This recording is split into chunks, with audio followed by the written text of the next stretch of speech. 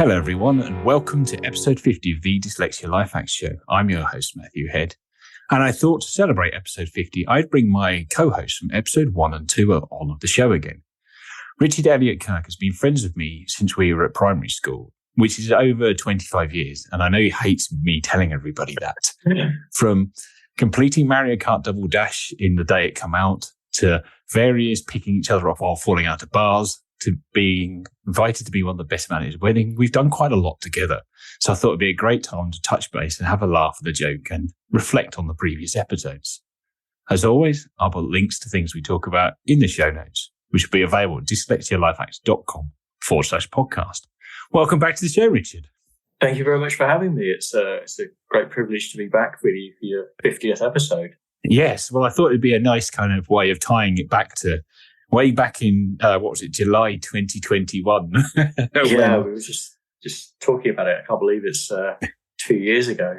Yeah, it was. I actually think it was, we recorded that episode as a standalone thing at the end of 2020. So it's even older than that. It just got rolled into a bigger podcast series by July. So yeah.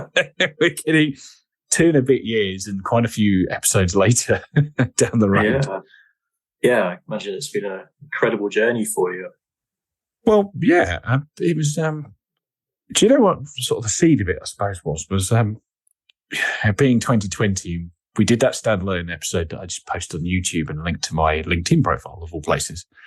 And we were doing a pub quiz, weren't we? And one of our other mutual friends was like, I listened to you guys talk for your podcast thing on YouTube, and I knew more about you and your dyslexic journey in them 45 minutes they have done for the excessively amount of time that we've known each other. So I was like, there might be something in this.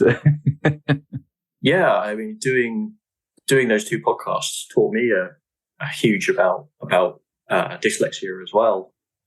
That I didn't really know. Obviously, I was aware that you were dyslexic through school and as long as I've known you. But yeah, I've learned a huge amount. Well, yeah, I mean, we did. For anybody who didn't listen, the first episode was called Dyslexia in the Workplace, and we kind of charted my back story of dyslexia and talked about school. And me and Richard obviously went to the same primary school together, so we knew a lot about that. And then we separated to different colleges. And then the second episode was I went on the Davis program and read the book If Dyslexia was really it really was quite changing for me. So we went and sort of analysed that. So anybody who wants to drop back in them, I'll drop links in the show notes. What should we talk about for episode 50? Well, it seems like a good episode to talk about what you've learned about and have a bit of a recap of the last 50 episodes, a sort of jumping in point for your next 50 episodes, perhaps. Okay. Any new listeners. So obviously you've covered a huge range of topics. Spoken to a really wide variety of people over the last 50 episodes. Were there any topics that you found that sort of jumped out as personally interesting to you? I know looking through the episodes, number 31, I think it was, the Deco comics. I'm not, to be honest, I've fallen a little behind. I've not quite managed to listen to all the podcasts, but that's what I'm looking forward to. Yeah, so as you say, there's been a lot of really wild and interesting stuff. But one that always sticks in my mind, because obviously a lifelong motor racing fan, is the one with the racing car driver, because it's just like, how cool is that? But it sort of went, when he added me on LinkedIn, he was like, I really like the website. I'm like, hey, would you like to come to the podcast? How cool is this? Guy who raced Aston Martins and BMWs is got to be a fun guy to talk to. So I was all prepped up to geek out about motor racing, which we did. We spent a lot of time talking about race cars before we started recording. And then we got into it. And actually, it was really interesting hearing, he was one of the first sort of guys I'd spoken to that by that point, I want to say it was like mid-teens episode number, but he had really, really supportive parents, and he was Canadian, so a different school system. And it was really interesting hearing the early part of how much his parents had advocated. And at that point, I'd spoken to people who'd had parents who advocated for them, but didn't necessarily know which way to drive them. But his, no pun intended, but his his story is really interesting with talking about how his parents really drove it, changed his schools, pushed it through. We've got a lot into that. And then we got into the racing itself. And Lewis Hamilton gets put up as one of these icons of dyslexia, being a Formula One champion and dyslexic. And then we can go back to something like Jackie Stewart. I've heard someone that Nigel Mansell might have been dyslexic as well. So we can go through a few decades. Yeah, well, I mean, I remember on our previous talks, you sort of listed a bunch of people who were sort of famous and sort of really very successful and dyslexic. I had no idea Lewis was dyslexic. He's my probably it's slated by some of your audience, but I mean he's my absolute favourite racing driver. Between you and him, the pair of you are the reason I'm interested in F1. F1. All the Max Verstappen fans have turned off right now. Oh yeah. Deleting this episode. Yeah, what are you? He doesn't know what he's talking about. I'll skip this one. Yeah. But yeah, and it was that was what I'd prepped for, to talk to the racing driver I spoke to, but it was interesting actually because yes, he gets at that point he was driving cars for professional teams in professional series in World GT and British GT, but it's a different side to the kind of £1 million side of like your F1 and your big TV spots, where he's having to run his own business because he needs to make money because he's not necessarily making money out of racing. So we got a lot into the business side of it, dyslexic thinking, that side. And it really surprised me, the sort of balance of it. I'd love to, who knows, if this thing explodes big enough that you could have one of the F1 champions on, and then that'd be a nice balance to the two of the episodes. That's it. Just contact Lewis's people. Yeah. If you're listening, contact at dyslexialifehacks.com. That's it. We'll tag him in the Facebook post. Yes, I think I might have shamelessly done that when I tweeted about that episode. But it was really fun. Like, no idea. I got to geek out about motorsport. We did talk about how dyslexia fits into driving cars fast and how that works, but just the whole other side of it. So it kind of caught me by surprise a little bit where that episode goes. And it's one of the things I enjoy about this podcast and talking to people is I have a list of notes on my notepad. Some of the sort of behind the scenes secrets, so to speak, is I have a bullet point list of things I want to touch on while I'm talking to somebody. Sometimes that list goes out the window because we get talking about something else and it's far really interesting and a lot. I need to dive into this bit because it's what is really interesting rather than where I thought we were initially going to go. Yeah, absolutely. Sometimes the tangents can lead you off into sort of very interesting and sort of unexpected places. Well, it's one of the things with kind of long form podcasting. It's sort of the podcasts I listen to, I tend to run for at least 40 minutes. And it is them tangents that as I've got better at podcasting, I guess people feel more relaxed around me and we can get sort of warmed up and go into places a little bit easier. And I'm just getting better as an interviewer because I've done 49 of these now. Yes. Well, yeah. Plus a couple of bonus episode or two and guest on others. Yeah. And that's it. And it's, but a long form podcasting I find tends to open people up because you just get into a relaxed kind of flow. So, your initial nerves of the 10 minutes, the 15 minutes. And if somebody does a lot of podcasting, they tend to know what they're going to say for that kind of stuff. But then you really start getting into it and where can we go with that? But you mentioned Deco Comics, and that was something that was really interesting. Just, there's a few kind of different learning methods, and we obviously talked about the Davis method at length in episode 2. But the Deco thing he does full on comic books that look like any comic book. You'd pick it up and you wouldn't know it's for education, but he uses the curriculum. A guy called Rossi Stone is the creator of it and works the comics around the curriculum and all the kind of wacky ideas of how he's thought of stuff. And I remember him going into a story. He's from Scotland. So he was doing politics or political sciences or something along them lines. And it's sort of the seed for sort of Deco further down the line. And he couldn't remember all the parties. And like, he knew it's the cabinet, but he couldn't remember the cabinet. So you draw a filing cabinet with an SNP sash around it, and had them all in a running race with Alex Salmond with a flag at the front, and then like the Labour leader nearly passing out at the back and all that kind of stuff. And that's how he managed his mind and visualize it. And then he has all these crazy comics off the back of that kind of stuff with characters coming in, which is really good fun. Were there any other episodes in particular that sort of jump out in your memory as either particularly interesting for you, or you think that any new listeners perhaps who are jumping in at this point would be a sort of great start for them?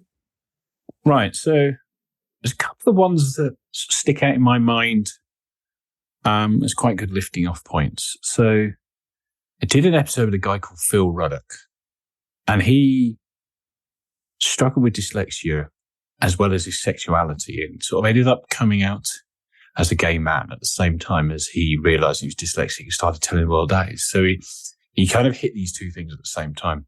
I imagine that's going to be quite a lot to deal with. Yes. Just going through one of those processes at once, I imagine is quite a lot.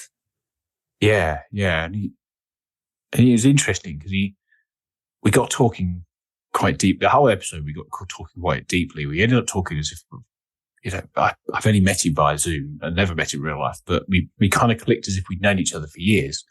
Mm-hmm. And he got me quite choked up at the beginning, and I'll circle back round to the sort of them two things. But he works in a college reteaching people who failed their GCSE English. Mm-hmm. So you can imagine he gets a lot of dyslexics and neurodiverse in there. And he's sat there and he's talking about one of his students, and they're sat there and he can hear them spelling the word underneath their breath, blah, blah, blah, blah. You know, that kind of whisper thing. Yeah. And they're spelling it right. They write it down and they write it, and they're like, basically you can hear their internal dialogue because they're just about whispering it on the breeze, that they don't believe what they've written is correct.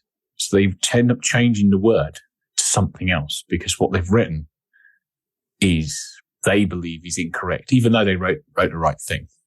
So they had the right word, and their self-confidence in their ability in the English language is so destroyed that they feel that they need to change whatever their gut feeling was on it. And that one really got me, to be honest, because I remember being there, like twisting words inside out. And you can't hear it. Well, you might be able to hear it in the back of the audio, but you'd have to know me properly, because I'm glad this is not on video. So that was a great episode, but that particular stuff really sort of got me in the chest, if you know what I mean. Mm. And then he went into talking about, coming out as a gay man and coming out as a dyslexic at the same time, and how dyslexia didn't have a community, and he compared it to like, you find the gay community and you can find like-minded people, and that's how neurodiversity and dyslexia is behind all that. And it's a really fascinating episode. So yeah, I really enjoyed that one, but it was a really kind of tough one during the recording. Like, yeah, but very, very intense. Yes, but really, really interesting. I was sort of hooked all the time, but very intense. And we certainly got deep into the conversation. So that is one I tend to cite to quite a few people as a place to go. Then recently I spoke to a guy called Alex Ololaja, who he grew up in Nigeria and then struggled through the Nigerian education system to the point where his younger brother ended up overtaking him in school years. And he was just fun. He was a light, bouncy character, completely different background to myself, growing up in Nigeria, ended up in Manchester, University of Manchester, then graduating, trying to get graduate jobs and being hit back and back and back for various reasons, not just his neurodiversity. And that was kind of interesting because he was such a bubbly, fun character. But he'd had all these kind of barriers put in his way, and he just kept going and ended up setting his own business up, doing lots of marketing stuff. And we had lots and lots of fun. So there's the deep, intense one with Phil, and then this kind of bouncy, lively one with Alex. It sort of shows the range of where this podcast can sometimes go. Absolutely. Okay. So we're talking about where the podcast is going. You've got a couple of episodes now where you've taken part in the Dyslexia show for yes. years. So we talked about that, how 2022 you were invited to take part, and it was I'll let you tell us about it a bit more rather than you having to talk, right? rather than me telling you what you did. Yeah, you can tell me what I do, but you don't have to talk so much. So Dyslexia Show is a live event at the NEC in Birmingham. Happens around about March each year. So we're recording this in mid-April, so we're only about 3 weeks off the back of the 2023 edition. But I suppose July 21 launched the podcast. By the end of the year, Aaron Smith, the founder of the show, asked if I'd do a talk for him, which I agreed to, obviously, because, wow. Going to this event in the NEC and being invited to talk was really cool. And I can't think how many episodes were in the podcast at that point. And then I got Aaron on to talk to him, which was kind of good fun because Aaron likes to talk. Aaron has ADHD, and he was the first person I'd interviewed with ADHD. So I had to kind of learn that one, but he is good fun, Aaron. So we talked to him about the show, and knew about it, and then prepped the talk. And I was on Dyslexia Shows over 2 days, Friday and Saturday. It was the first year of running it because they'd tried to run it, but COVID restrictions got in the way. So sure, yeah. End of March 2022, we're coming out the end of the COVID restrictions, but people are still a bit nervous. So I had the 3 o'clock in the afternoon on a Saturday where I did a talk on engineering race cars, because when I submitted the talk, I was working for RML doing the sort of race car project, and I'd moved to Arrival by the time I got to the show, but I'd already advertised the talk by that point. And it was really interesting. We sat in this room in the corner, and the show was busy, but by that point, one of the last talkers on, and there's a load of when you put the words engineering, race, and cars in a talk, you can imagine the demographic, the people that sit in that audience. Yeah. Race cars. Yeah, absolutely. But it was the first time I'd seriously stood up and talked to anybody on a stage. I mean, I'd done sort of webinars, I'd done a few podcasts. My university asked me to do an alumni video where I spoke briefly about dyslexia. But to actually stand there and hold a 45-minute talk was, well, to be frank, nerve-wracking. I can imagine, yeah. I mean, give your presentation at work, and that's in front of a dozen people. So a dozen people that, for the most part, I know. Out of a room full of people. There's and I'd learned a few. I mean, one of the podcasts I listen to quite a lot is the Tim Ferriss Show, and he does a lot of kind of, I guess, life hacks. But some of it, he does some presentation hacks. And I actually, first of all, tried these out to do the speech for your wedding. Right. So, which was, these aren't the traditional, just imagine your audience in their underwear. No, not particularly not at your wedding. No.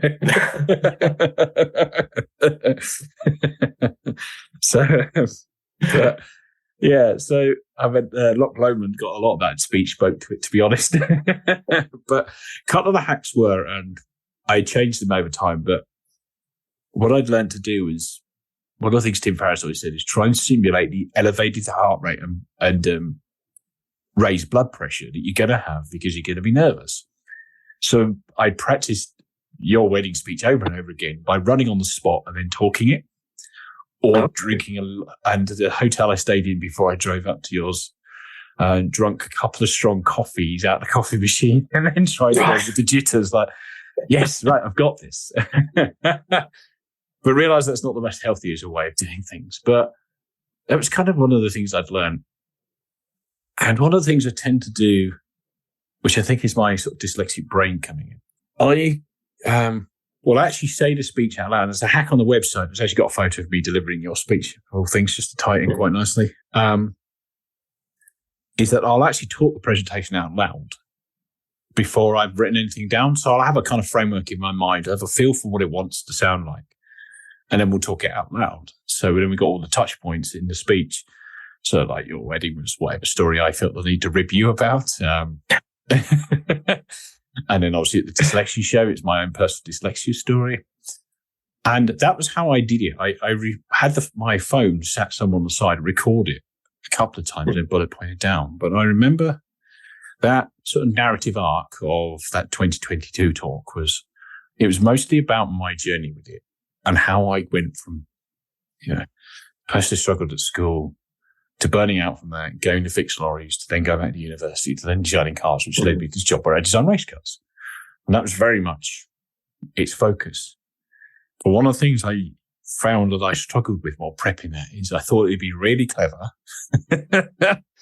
to give advice to the 6-year-old me at the end of the speech, a nice way of tying it all back in. And it sounded beautiful in my mind until the point I had to try and give the younger me advice. Now, using the sort of visualization skills that I have, I'm able to imagine talking to the younger me and kind of vividly pull it in my mind. It's something I'm sort of refining a lot more. And it's like, well, I'd done all this arc and I'd worked it out and I'd left that to last. I wanted everything else to be sorted and we'll get to there and now. Now I'm going to choke and not say anything. And it took me days and days and days of practicing it and working out how I could address the younger with me without just being choked up about it. But that was sort of one of the things I really found difficult. It didn't help that and I was like, right, okay, I've got it sorted. And then I rehearsed it in the hotel the night before to my partner, Rebecca, and she ends up crying in that bit. So that was kind of like, oh no. That's helpful. Thanks, Rebecca. Yeah. So chill. But so that was kind of that talk. And it was really funny. Trying to talk to younger me was just so hard. Like trying to give the younger me advice. Because to do it, I had to bring up the place I was at that point. And that was really tricky. That was really, really hard work. But then the talk went well. The reaction was quite good. And then we got to any questions. And a couple of people sent some questions back and forth. And this one boy in the front of the audience wanted to know how long it takes to design a Porsche, how much the car costs, and then how much I get paid. I was like, Can you reframe these questions involving dyslexia? I had to give him a salary bracket, and one of the other mums is like, so worth it then? But I was like, I can't tell him how much money I'm being paid. Like more than this, less than this. Yeah. I'm not rolling around Ferraris. Well enough. Exactly. Yes. But so that was the 2022 talk, and so you were saying about 2023. Well, 2023 obviously had Aaron back on the podcast again. And that was a really great fun interview, and it was great for me, actually. It was the first time I'd had somebody back on the podcast that isn't you, because this format tends to be different anyway. Aaron was different as a talker, because clearly you've done a lot of podcasts and interviews about the Dyslexia Show in the year between the two, and how much I'd improved as an interviewer and steering it. It was really interesting, totally different conversation, brought a lot of stuff out that was quite interesting and had quite good fun as well, which both episodes were fun. It was just, I could feel the improvement in how I hosted that one, and it was really good fun. But yeah, the 2023 show was just a lot bigger event. This was the second year for the second year of the show. So the first year we did well. They had good numbers, but said about the COVID stuff. 2023 show was a bit bigger in general.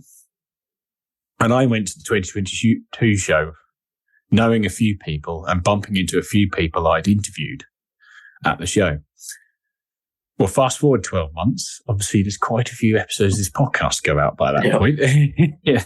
Absolutely. So I guess this would be the first time you're meeting a lot of these people face to face. Yes. Yes.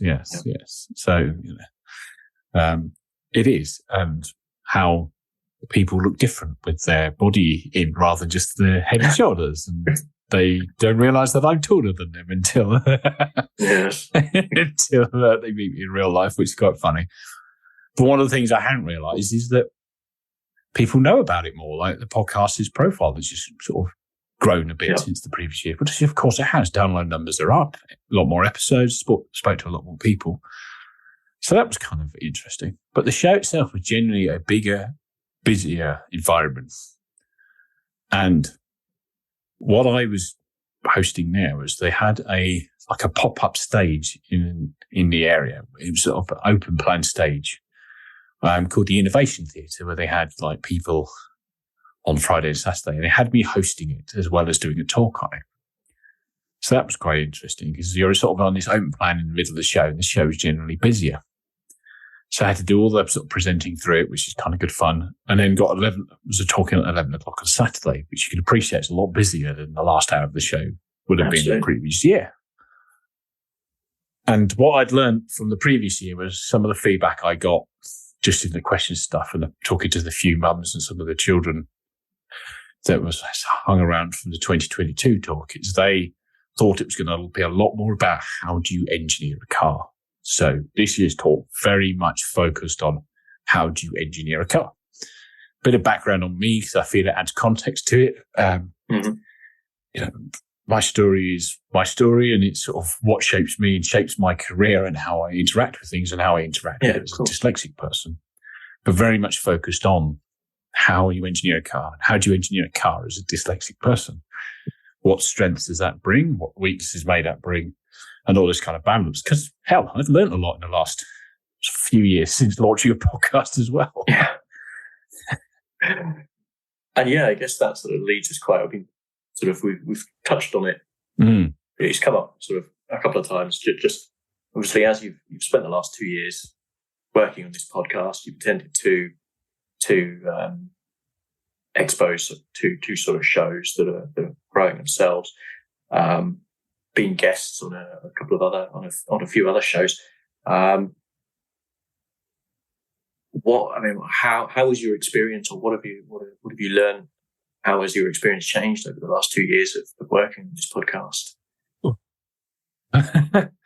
That's quite a lot. I am awful at deleting bits out of my mind I'm awful for not looking back and realizing how far I've come. So it's still very much something I need to learn. But a lot. I mean, we launched this podcast in July 2021, did the first 2 episodes, got a barrister on for episode 3, Becca on for episode 4, and then started asking people on LinkedIn to come on for episodes. And the range of people, we mentioned a couple, 3 or 4 different episodes earlier, haven't we? We already touched on a racing driver. Yeah, and you've had quite a few people who are not from the UK. Mm-hmm. Also, will have, imagine, very different experience of the education systems. Yes, yeah, definitely. And recently I had somebody on from Ireland, Southern Ireland. So talking about the Irish education system versus mainland UK's education system from 2 countries who aren't really that far away from one another.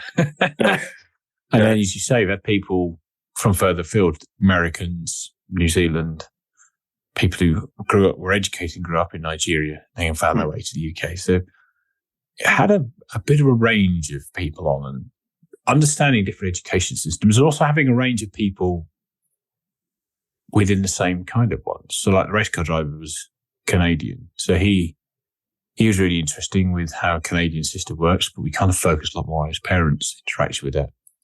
We had multiple Americans on having different interactions with the American education system as well.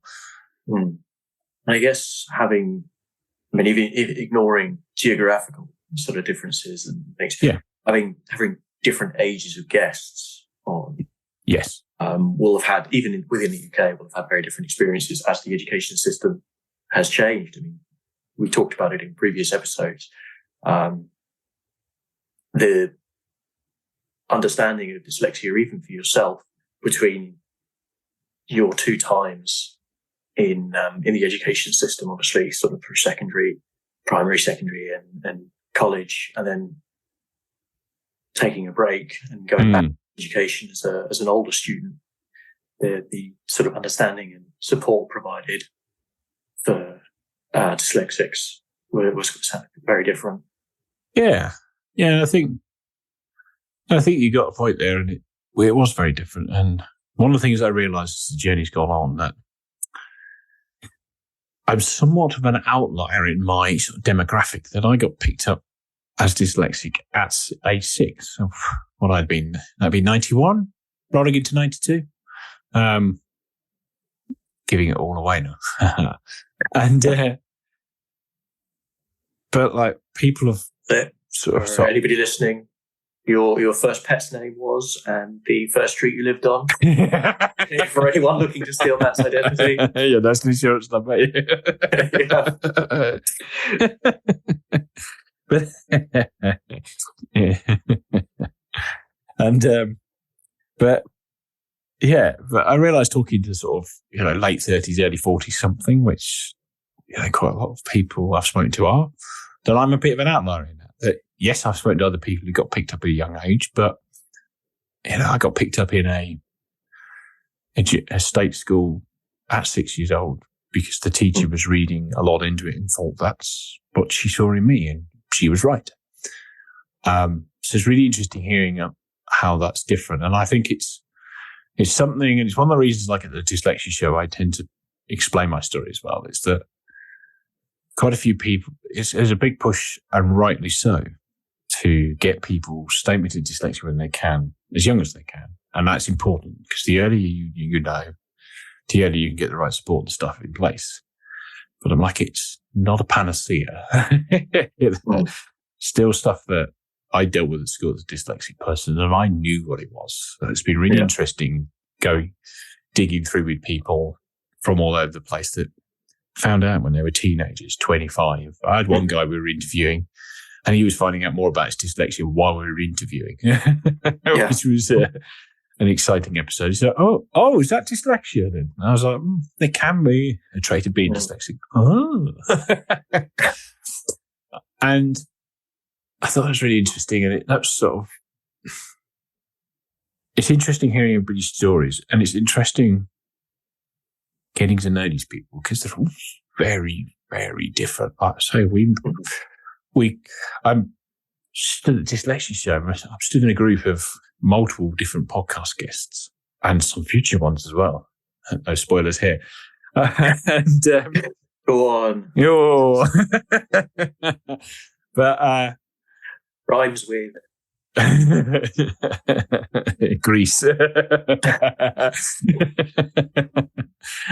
But it was really interesting because you take a photo of this group of people, and we're all very visibly very, very different. And then you talk to all our personalities, we're all very, very different. We all have a very different story. Go for somebody who's people who've got PhDs and done research in it, to people who've written books, to engineers like myself. I've even spoken to like librarians of all crazy things. When somebody drops you a message on Facebook Messenger, like, do you want to talk to somebody who's a librarian? Yes. How do you become a librarian and a dyslexic person? Well, I'd be like, yes. I don't want to be surrounded by books. Yeah. So I remember, I was going to say, remember your sort of story from our earlier episodes of reading in class. Someone then choosing to be a librarian, with potentially that experience as just sort of a bit of a masochist, potentially. Yes. Well, I had one facing what you fear. Yeah, and I had wondered whether it was a bit Stockholm syndrome or something. But I had a guy absolutely loved history, got multiple degrees in history, including one from St. Andrews. And he works in his university library.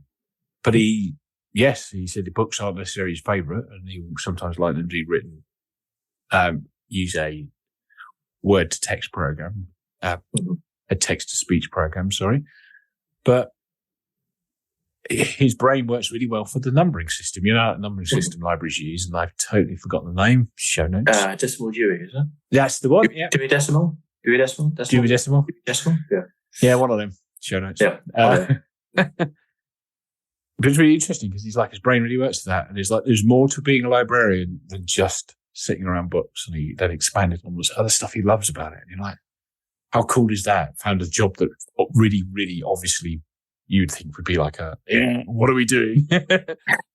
But he just really, really loved it. And I thought that was great. You know, that's kind of one of the fun things. And it is really interesting. Yeah, my own, and it's sort of saying about bumping into people with different experiences. And I think I'm always guilty of, certainly was as a younger boy stroke man, of suffering in silence and suffering alone. And yeah, sometimes can be independent to a fault because I think I just learnt that's what I have to do. And yes, I know the statistics. Statistics say, 10% of the UK population dyslexic, blah, blah, blah, blah. But spreadsheets and stats are one thing, but they don't really deal with the emotional side of it. Yeah. And I think that was like, yes, you know all that, but I was really guilty of feeling like I was kind of unique and alone in my experience of it. Because, I don't know how you remember, but I used to go off to classes at school, round it and disappear off and then come back in at points. Yeah. I don't remember that so much. I think by the time we were spending a lot of time in classes together, I don't know that you necessarily were taking time out of the classes that we were in together. I remember that you and a few other people had extra time in exams, certainly. Mm-hmm. Okay. So we kind of got a little bit of a spoiler as to maybe some future episodes. But have you got any plans for whether it's the next 50 episodes, growing your website? What are you have you got anything on the horizon that you're thinking of doing next? Obviously, you've appeared of a couple of shows now. Yes. I'd like to go. The podcast is Dyslexia Life Hacks primary content now. Like the hacks do get updated, and I'm always keeping my mind and it open and my ears open for new hacks. But the primary content tends to be the podcast now. So yes, I'd definitely like to grow that. It'd be great to get it in front of more and more people. Not because they need to listen to my voice, but I've had a lot of great and really interesting people on, from coaches to people who succeed in dyslexia.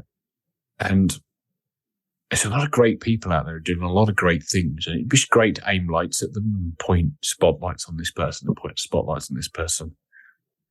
And just highlight to everybody else who is out there, what is out there, and how great people are and how great dyslexic people are at succeeding for various different jobs, whether it's an NHS strategy director or somebody who's launched a coaching program, or careers in HR, myself as engineers. I never got any of that content, but I appreciate podcasts when it's big then. But, as I said in the trailer of this show, that some of the celebrities are just miles away from where I felt I was at. And it's great that they advocate for dyslexia and show how you succeed at the very, very sharp end. But if you're somebody struggling, it feels like it's 20 miles, a million miles away from you. Like, oh, yeah. Richard Branson, what's it, 40% of self-made millionaires are dyslexic. Oh, great. Yeah, some of these stats are incredible. I didn't know. Yeah. I mentioned earlier, 10% of the UK population is dyslexic. That's 1 in 10 people. It's not really discussed or highlighted in any way. You think, we went through school and it was whether it was a case of people weren't diagnosed, it wasn't really thought of as particularly common. But 1 in 10 people is an enormous amount of people. Significant. And I think it'd just be nice to be able to show more light on these people and just be a place that people can touch into and hear all these stories about all these great people and how they go on. And that involves growing the podcast audience and growing it so more people see it. So it's just so many people that, like you say, you just want to get out. I guess you just want to get out Yeah. Make people aware that they're not the only one and that they're not alone. Exactly. I mean, it sounds like it was, for yourself, it sounds like it was probably quite lonely growing up. That you were fortunate in being diagnosed. But that there are probably lots of people who don't discover it. And I know one of your early guests, she discovered it because her daughter was being diagnosed. Yes. And that was the only reason she realised that she herself was dyslexic. Yes, yeah, it is. That happens a few. It's like you're sending your son or daughter or whoever onto, and they're being assessed by an educational psychologist. So this person, I do that. And how these people have actually got where they've got to without knowing what's going on. Yeah. And that's really great. But it does make me think the sort of survivorship bias to it all. Mm-hmm. You know? Am I talking to the planes that land? Yes. Yeah. I mean, they're very fortunate. They've done very well and succeeded without the support. Yeah. People out there didn't get the support. Could have been very successful. Could have lived up to their potential. If only they'd got the support. I like the earlier podcast was sort of talking about. It's just a different way of learning, and our education system caters to one way of thinking. It does. Which I hope is sort of getting better. I mean, I haven't experienced the education system for a while. No. Even doing my SEMA qualification, that was a little while ago. Oh, yes. Yeah. And you like to think it's a bit of, I mean, I can't comment on the current education system because I'm not close enough to it. But you like to think there's a bit of forward momentum in that in terms of how neurodiversity is looked upon in that. And I think the kind of message about neurodiversity is changing, gathering momentum, and it does feel like that. I mean, I appreciate that I'm in a bit of a neurodiversity bubble on LinkedIn, I guess, but it does seem like the kind of wider audience kind of are interested. As a new parent, I see in sort of parenting groups that my Facebook feed is full of, suddenly it's gone from sort of board gaming, like the random sort of For You feed has gone from around sort of board gaming and miniatures gaming to sort of suddenly full of parenting stuff. Yeah. But there does seem to be an awareness, certainly amongst parents, of neurodiversity. They're sort of aware sometimes and sort of recognizing that their children might need different support and different ways of thinking to sort of support them with schoolwork and just sort of life sometimes. Yeah, that's great. It's coming through that way. I mean, interested to see what people's thoughts are, because it used to be people would panic. Oh my God, my child's dyslexic. That means they're not going to spell for the rest of life. Like, well, hold your horses. Yeah. It just means we need to go about this a little differently. We do indeed. I've used an orchestra analogy a few times. We need to celebrate neurodiversity and the strength it brings, not superpowers, strengths. But we also need to understand the shadow of the strength as well, which I like to think of it as like, if we're an orchestra, you need a lot of people playing different instruments, because if we just have an orchestra full of dyslexic people and they all play, I don't know, for argument's sake, the cello, that's not an orchestra anymore, is it? No. And that's the thing. It's about building diverse teams and diverse communities, isn't it? About building, appreciating neurodiversity for what it can bring and its strengths it can bring, and understanding how it's different to somebody who's quote unquote neurotypical, but how everybody all works together. How I did a show. What another really interesting podcast did was how dyslexics and autistics work together. A lady called Rachel Morgan Trimmer. that was fascinating, just bouncing the two neurodiversities off each other and how things can work in terms of, she dive into specific detail, but then me as a dyslexic person is like, if we're doing a presentation, like to make it look visually interesting, because that's where my strong suit lies, and how we use the best of each other's strengths to build a better thing, a sort of synergy of it all. And that's kind of where we want to go with it, isn't it? Everybody needs to be on the same kind of level and move forward as one, and then we keep growing the world as one, don't we? Yeah. Okay. One thing I know you ask all of your guests, your 3 rapid fire questions. So other than necessarily asking you the rapid fire questions, although, feel free to dive in with your answers. Mm. But again, what do you think? You've had nearly 50 guests to this point. So you will have got a lot of answers to those. Mm-hmm.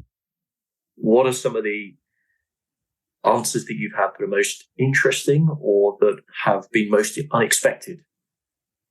Yes. So I suppose shall I recap the 3 questions just for anybody jumping in? Do you want to have fun and say it? Because I more or less know them off by heart, but it'd be funny listening to you say it. Go on then. Okay. So what prejudices about dyslexia have you maybe had that have been proven wrong or changed? So that's an interesting one. Yeah, the prejudice about dyslexia one. I've had multiple answers. Obviously, quite a lot of people would say either I'm not thick or that everybody just thinks I can't read. This is kind of the obvious one. There was sort of interesting answers to that. Some people I don't have any prejudice as well. I think kind of that question kind of opens people up to just kind of think about what they come back to. But most of the time it tends to be the reading thing. But I thought one of the guys that gave a really good one, and I want to say it's Stuart Marston from Clara that's now Text Help. And he's neurotypical, but designed software for dyslexics. And I might be misattributing this to somewhere else, but his kind of thing about it just being the reading and stuff and like the prejudice he sort of held was that it was purely a reading thing. And he's like, there's just this whole other world to it. And then he went into kind of a lovely talk about that, which I thought was great. So yeah, the prejudice question's always, you kind of expect to know the answer. And I've not been completely sideswiped by somebody else yet, but I'm waiting for it to happen. Yeah. Yeah. I mean, for me, when we were younger, I was always aware of the prejudice of, dyslexia is just, it's just a bit thick. But I know that is not thick in any way or shape. So that's not but there's definitely, I mean, for my own learnings doing this podcast, really it was always dyslexia. It was very much a sort of a reading thing and it was focused on that. But obviously doing those couple of podcasts and reading the book about the Davis method, there is so much more to it. It's so much more complex than that. Yeah, and I think that's actually my prejudice about it really was that my particular educational profile tends to let me be really weak at spelling and grammar. So I suppose technically it's where I'm weakest as a dyslexic person as well, but I was super up on that forever. So that was kind of where my own personal bias to come in. It held me back for so long. It's just completely hung up on the ability to write things. To the point where I think I actually artificially lowered my ability to write things as well because I was that hung up on it. Okay. And your second question, if an alien landed on Earth, how would you explain dyslexia to them? Oh. Yes. If an alien landed.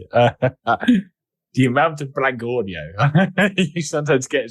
There's been some really fun answers to that, to the point where a few people ask me, does the alien understand English? To the point where sometimes I have to preface the question with that. Let's assume. And somebody did go goo goo gaga once. That's what you had to explain to them. But it's been some interesting answers from sort of two different ways. Somebody said, well, just describe it. Just say it's like you. You're a person who's come into this land and you do things completely different to the average person. on this planet. Mm-hmm. So you would understand what being dyslexic is like anyway, because you'd be different to the average. And I think that's kind of a sort of succinct answer to it.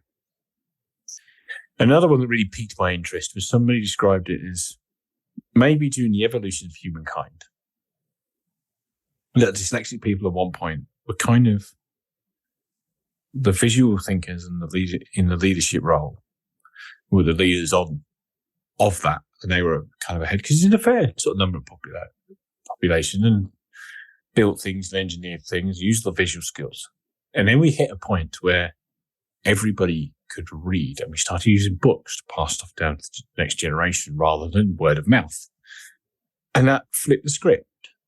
And then dyslexia started becoming this thing with the reading and that kind of thing. And that's maybe where it all kind of spins. And then are we coming back to a world where we're starting to spin back the other way, where now with the assistive technology and the movement of AI and all that, does it now shift dyslexia into a different light? And then the visual skills, the problem solving come in a bit more. But who knows on that? Who knows the future of that with kind of all the AI that's coming online as we speak? So you're not using ChatGPT to pick your next 25 episodes worth of topics then? No. That's something Facebook keeps telling me to do. Oh, does it? Oh, right. Yeah. No. Bit of a spoiler for a future episode, but I spoke to somebody and we did touch on ChatGPT, and he was saying one of the key things is dyslexic people do not want other people to talk for them because they're too used to other people doing that already, particularly in written word. So I think ChatGPT or things like that, because he thinks about how much of a game changer spell checker was, and how spell checker nowadays in the latest version of Microsoft will do all the grammar and stuff, so we can tweak the stuff that I'm kind of weak at. Now, how does it get to when you get to the chatbot? But the one thing I would want to do is lose my voice in it, because it'd be really super easy to go, write me a blog post about this, but it's not my voice. So how do I utilize the tools to help me get stuff done as a productivity tool without losing my voice in it? I mean, I've been experimenting with it with some of the show notes of the podcast and doing things like, here are the show notes. How do I make it a social media post? And then how do I reduce that social media post down to a tweet or something like that? And it's been really useful for that, just to give me a framework to hang things off of, because I kind of struggle with that and still have done even the amount of social media content I put out there. So, but it's still very early days. I'm sort of experimenting with it and then rewriting it in my own way before it goes online and things like that, just to try it out. But it's could be an interesting world to see where that goes. And there's a lot of murky stuff in that as well. But I think people who want to have their own voice will still keep their own voice. It just may give, there's a great bit of software called Writer Helper, which tends to get your thoughts in line. I think people might use ChatGPT to try and hack their thoughts in line. I'm going to write a topic about this. I know what I want to say. I want to say this. Then they got like something to hang it around and then make their own voice into it. Okay, great. And so your last question then, given the name of the show is the Dyslexia Life Hacks Show, what is your favorite life hack? Ooh, my favorite Dyslexia Life Hack. There's been a few. One of my favorite ones that I use all the time is it's from the librarians, aren't they? Or how am I going to say it? Pomodoro timer? The tomato timer. Oh, yes. Yes. Telling me about this. Yeah, it's a hack on the website. So she's a great productivity hack. In just a quick synopsis of it, you switch everything off and just get on with what you're doing for, I think it's 25 minutes. Timer goes off. 5-minute break, come back in and do it again and again and again. It might be 15 minutes. The timing does change. There's a hack on the website. I'll link to it. But you do that. So you have a dedicated area of study time, which you actually turn notifications off on your phone. 5 minutes to, top up with coffee, go to the loo, maybe not in that order. Check your text messages, scroll through Facebook. Then the timer goes back off again, back to work. And you do this 4 times and then take a half-hour break.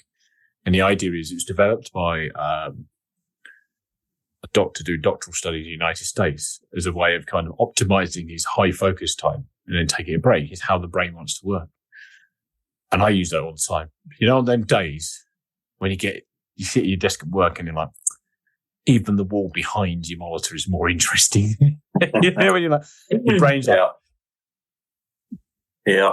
I don't even know why. Sometimes I could actually have something I really need to get my teeth into, but I just could not get into gear with it. And I use it for that. It's my sort of the hack I use the most. But there are quite a lot I use all the time. We touched on it about the speech writing, talking out loud. Skill swapping is another hack. Color coding your notes for talk, so you can always go back to I'm in the green section when you've got to go there and all that kind of stuff. There's a lot of them I still use. Always using the voice to text on my phone. I appreciate there's more than one hack, and most people on the podcast don't do one, but hey. Hey, no, you've had 50 episodes, you've got a lot to choose from. So we do indeed, and there was some great stuff on there. And, that timer one was like, yes, that is awesome, because you sometimes you just need to get stuck in with it. Yeah. Normally, the end of the rapid fire question is about when I ask people if there's anything you'd like to add. But I feel like we've covered most things. How about yourself, Richard? Anything else you feel like you want to add? No, I think it's just, I just want to say, well done and congratulations on reaching 50 episodes.